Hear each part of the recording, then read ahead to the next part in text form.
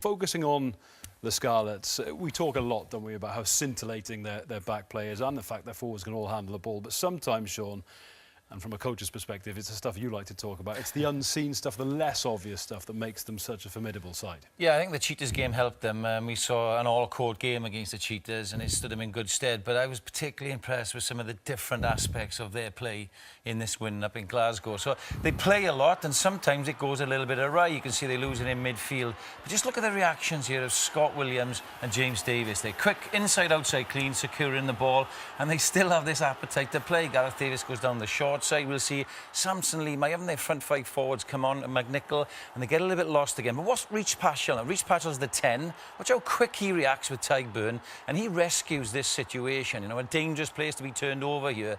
So, you know, they're all helping each other out, and with you lose your 10, who's in the kicking spot? Well, it's Hadley Parks onto his left foot. So, you know, they all know what they're doing, and they can quickly adjust.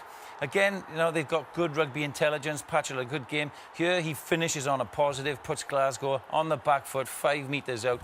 Now, Glasgow actually had 2 attempts to clear this. This is too far infield.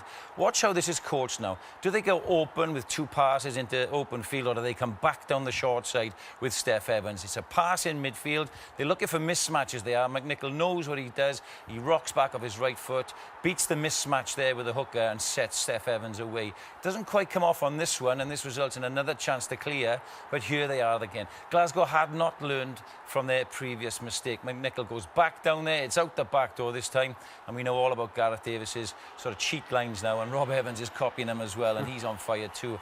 But Byron Haywood's really got him well marshalled in defence. They're very good at the maul now. It's sort of one of the unseen things. But when you've got forwards inside of your 10, you have the confidence then to slip off at high speed and make good decisions. Here for the blindside wing, knowing you got Parks and Williams outside. But what that does then, 3 forwards get round the corner. 1 guy can jackal over the ball as James Davis.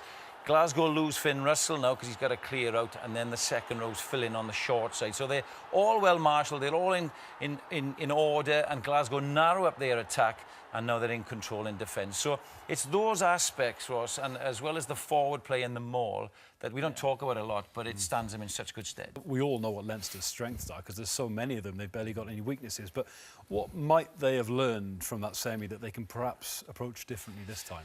Well, like, they'll know each other inside out, that's for sure. And I've coached sides at this stage against Leinster off the back of European. Jonathan's right. You have to match them for the first period of the game. You can't let them get away.